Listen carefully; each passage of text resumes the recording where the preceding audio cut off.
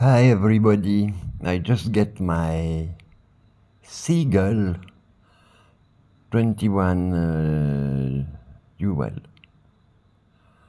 which is totally wrong because it's a quartz watch. But I choose the quartz version because I like the design, and quartz is more reliable, accuracy is incredible.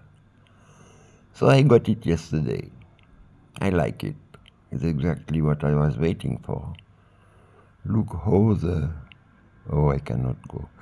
Look how the hands, blue and red and the star. It's a nice watch. $70, what do you think about that? I love China. Yeah, I'm living near China.